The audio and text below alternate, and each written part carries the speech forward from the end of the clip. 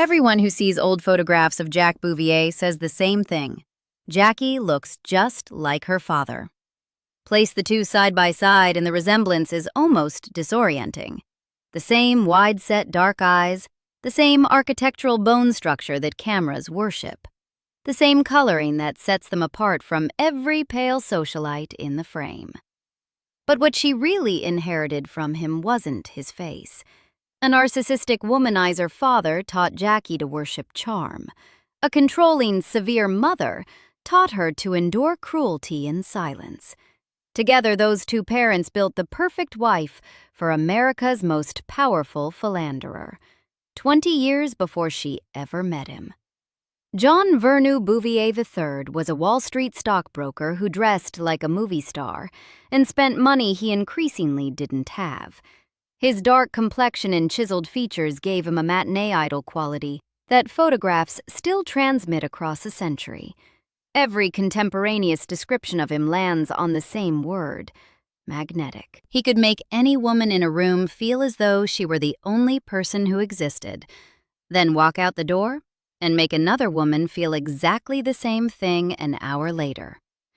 Charm masking an empty suit. That's how one observer described the effect. His profligate living steadily dissipated whatever fortune the family possessed, and he clashed frequently with his own father, who strongly disapproved of what he saw as his son's undisciplined, self-indulgent way of life. JFK operated on the same frequency. The famous Kennedy focus, that ability to lock on to whoever stood in front of him and make them feel chosen, was deployment, not devotion. Both men wielded attention like a weapon, and both withdrew it the moment they'd gotten what they wanted. The Camelot facade, that shimmering projection of youthful elegance and romantic devotion, functioned exactly like Jacques Bouvier's impeccable wardrobe, a surface so polished that people mistook it for depth. Jackie was born on July 28, 1929, into the marriage that would teach her everything she needed to know about love. Her mother, Janet Lee, was the daughter of James T. Lee, a real estate developer whose money was new enough to leave fingerprints on everything it touched. Janet was, as one account describes her, determined to marry a man who was in society, and Jacques Bouvier seemed to fit that bill.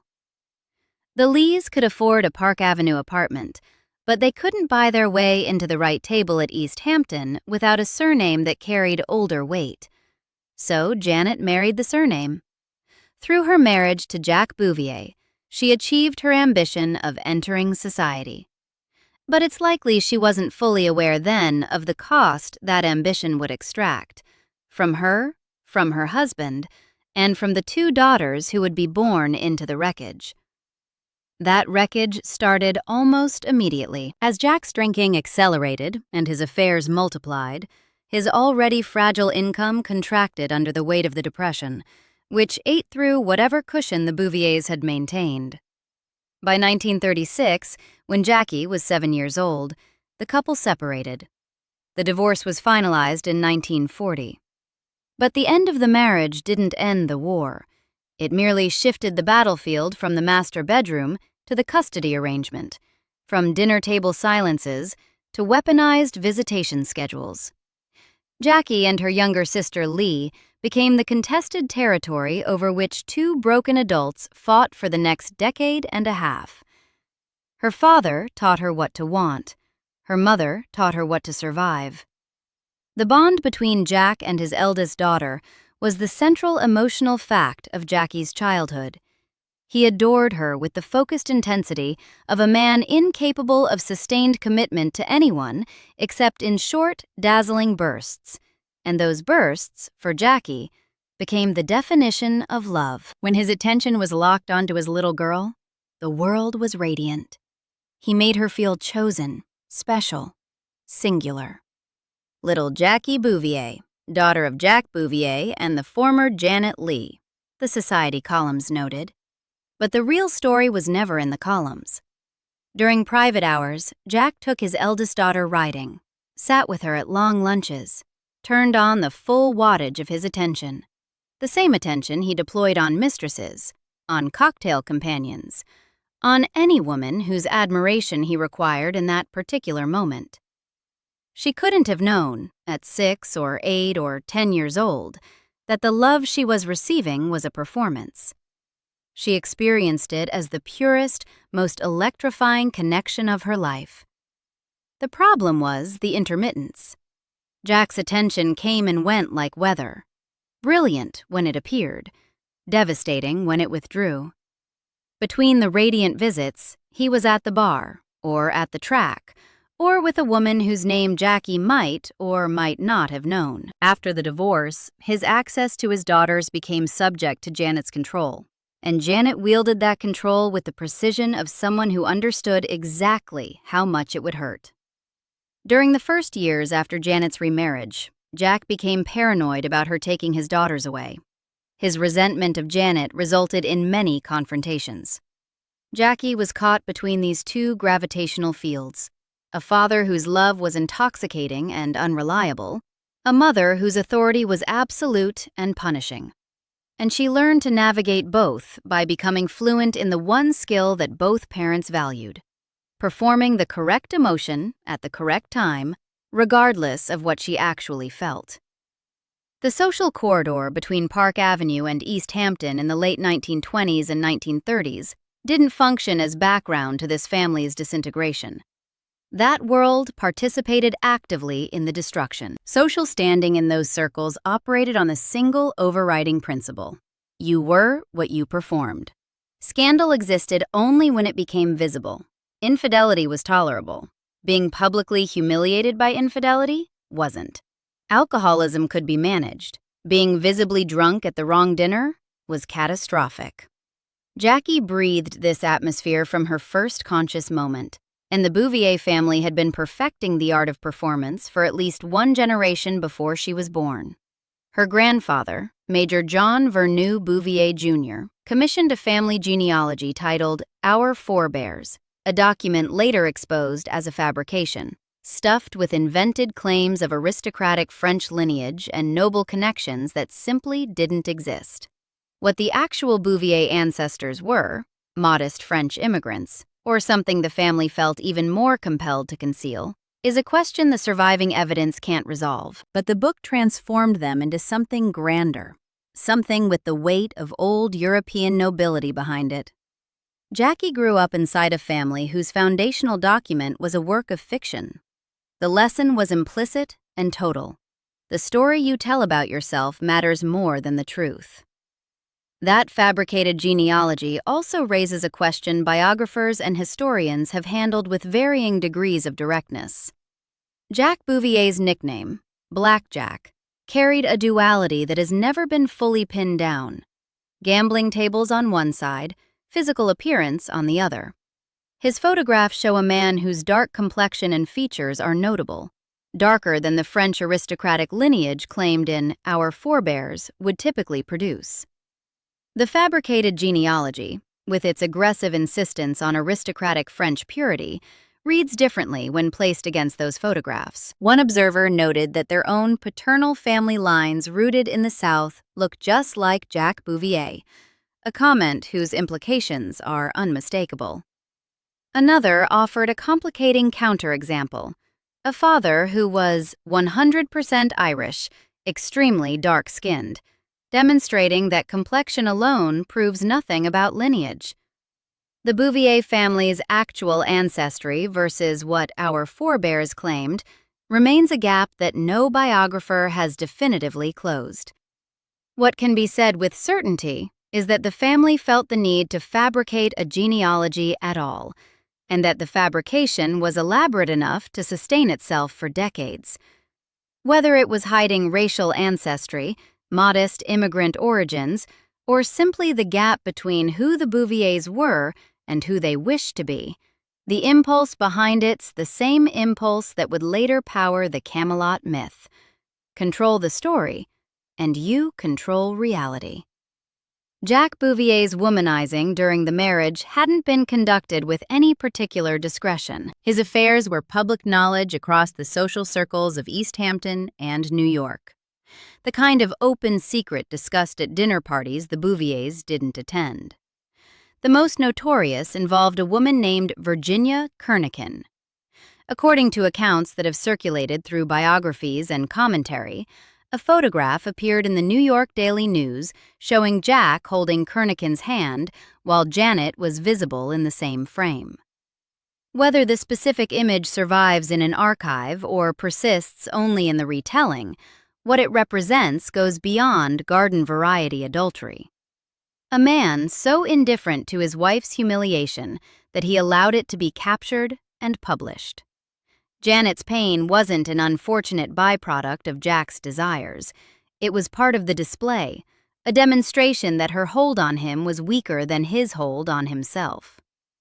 Kennedy's numerous, careless extramarital encounters carried the same structural DNA. His womanizing wasn't a carefully guarded secret that historians later unearthed. It was an open condition of his presidency, shielded by the complicity of the press corps, the Secret Service, and the Kennedy family apparatus. An assumption baked so deep into the Kennedy operation that it functioned as policy held, that Jackie would absorb all of it without public complaint. And she did. She absorbed it with a composure so total that the country mistook her silence for contentment, her endurance for strength, her training for grace. If Jack Bouvier was the architect of Jackie's desires, Janet Lee was the engineer of her endurance. Desire alone doesn't keep a woman in a marriage with a serial philanderer. What keeps her there is the bone-deep conviction that enduring cruelty in silence is expected, and beyond expected, virtuous. Janet responded to her collapsing marriage with methodical fury, the controlled rage of a woman who had calculated her moves carefully and been betrayed by variables she should have foreseen. Within 2 years of the 1940 divorce, she had remarried. Hugh D. Auchincloss Jr. possessed everything Jack lacked: wealth that didn't evaporate on contact, estates at Marywood in Virginia and Hammersmith Farm in Newport, social standing that rested on stone rather than sand, a temperament so steady it bordered on inert. Janet had traded the dazzling failure for the reliable bore, and in doing so, secured exactly what she had always been after. The cost, paid not by Janet but by her daughters, was a household governed by absolute control. Marywood, the Auchincloss estate in Virginia, was where Jackie landed as a teenager after years of shuttling between her father's chaotic Park Avenue apartment and the social battlegrounds of East Hampton. It should have felt like refuge. It didn't. Janet ran Marywood and Hammersmith Farm with the same exacting severity she brought to everything else. Rigid expectations about deportment, appearance, social conduct, and above all, silence about anything that might embarrass the family. Accounts of Janet's temperament converge on a portrait of a woman whose need for control expressed itself as severity, whose social ambitions manifested as relentless pressure on her children, and whose anger could become physical. Claims that Janet struck Jackie during angry episodes, continuing even into adulthood, circulate through biographical discussions with the persistent energy of something that multiple sources have observed, but few have been willing to state plainly on the record. Standard biographical references haven't independently confirmed these specific accounts, which means the claim requires careful handling. But the broader portrait of Janet's domineering, volatile personality is consistent across sources, and the psychological mechanism functions regardless. Jackie learned in her mother's house that the correct response to being hurt by a powerful person is to compose your face, smooth your dress, and appear at the next event looking immaculate. You swallow the blow. You proceed with the program. You never, under any circumstances, give anyone outside the family a reason to suspect that the surface doesn't match the interior. Jackie carried these survival skills out of Marywood and into the wider world, with a composure that people routinely mistook for breeding.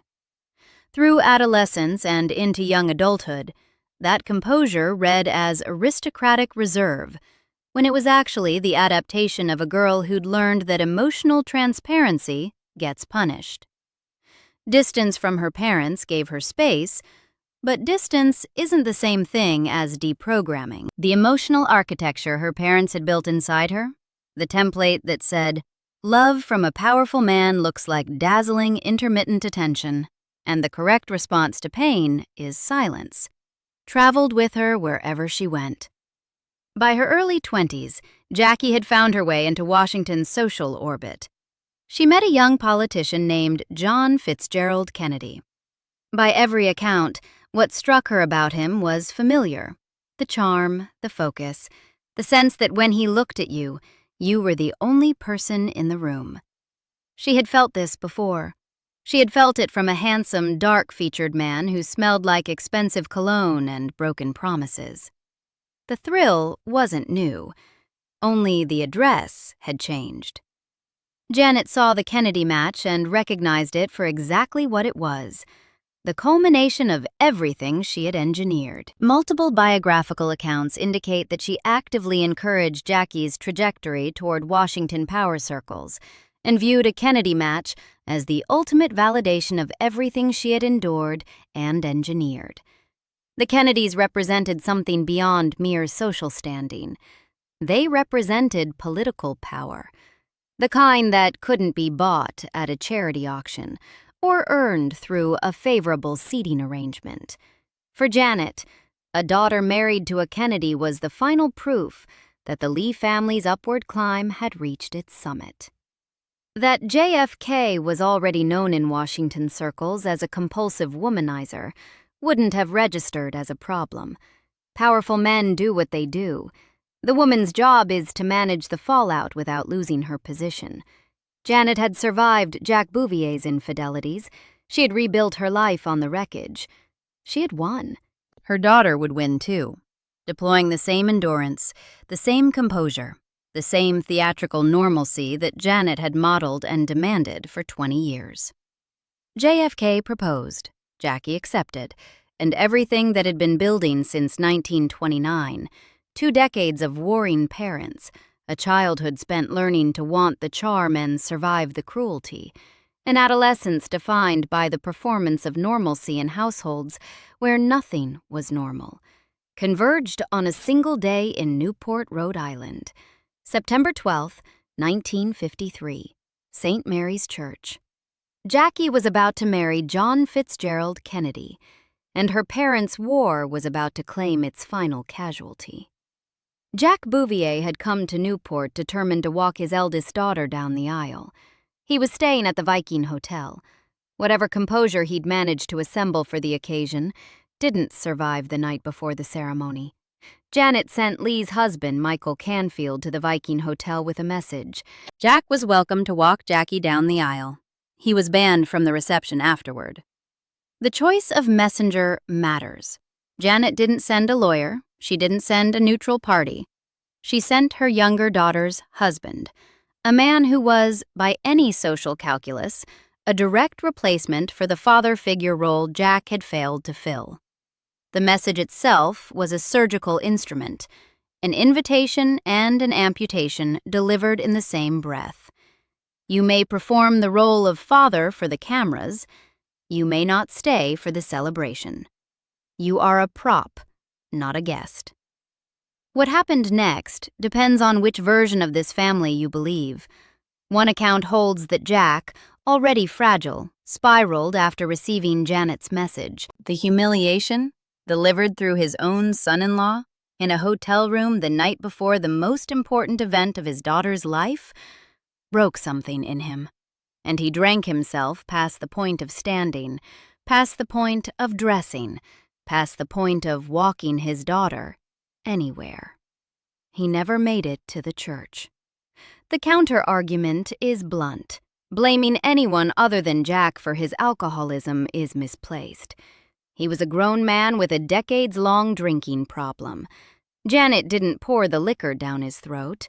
She didn't make him an alcoholic. She didn't owe him a reception invitation after years of public humiliation. Holding Janet responsible for Jack's collapse is just one more way of refusing to hold Jack responsible for anything. Both versions can be true simultaneously. Janet knew what the message would do. Jack did what the message made easy. She was the orchestrator. He was the weapon she couldn't control. Except that she'd spent years understanding exactly which provocations would break him. And she deployed that knowledge the night before her daughter's wedding with a precision that looks indistinguishable from intent. Hugh Auchincloss walked Jackie down the aisle. 800 guests filled St. Mary's Church and later the reception at Hammersmith Farm. Archbishop Cushing officiated. The photographs show a bride of extraordinary composure. No devastation, no visible grief. The performance was flawless, as Janet had trained it to be. On the most important day of her life, Jackie was still trapped in her parents' war, still caught between a father whose love was spectacular and unreliable, and a mother whose control extended even into the choice of who would stand beside her daughter at the altar. The man waiting for her at the end of that aisle was, in every way that mattered psychologically, a younger version of the man who couldn't make it out of the Viking Hotel. Handsome, charming, unfaithful, incapable of giving her the sustained, exclusive devotion she craved.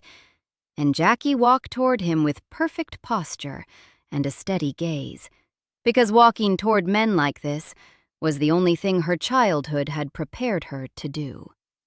The years that followed confirmed what the wedding day had encoded.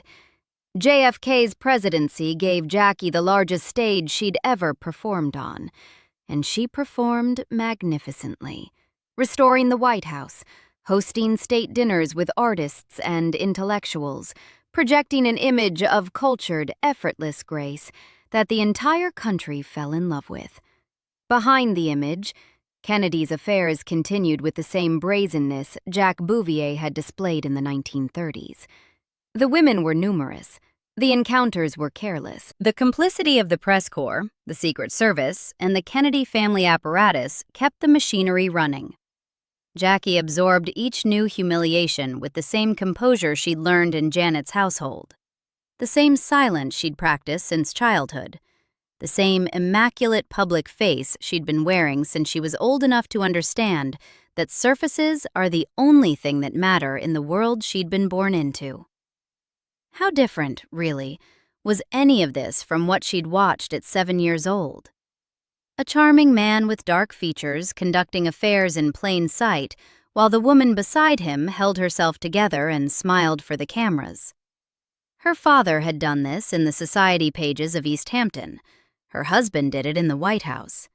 The scale had changed. The mechanics were identical. Jackie Kennedy's greatest performance wasn't Camelot. It wasn't the pink suit and the pillbox hat. It wasn't the stoic widow walking behind the caisson while a nation shattered around her.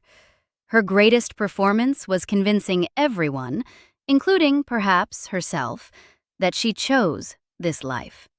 That she selected John Fitzgerald Kennedy from a range of options, weighed his qualities, accepted his flaws, and made a rational decision to build a life with him.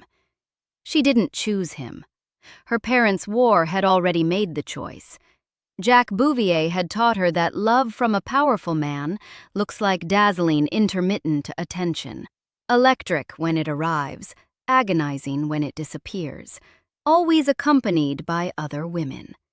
Janet Lee had taught her that the correct response to that love is silence, endurance, and an immaculate public face.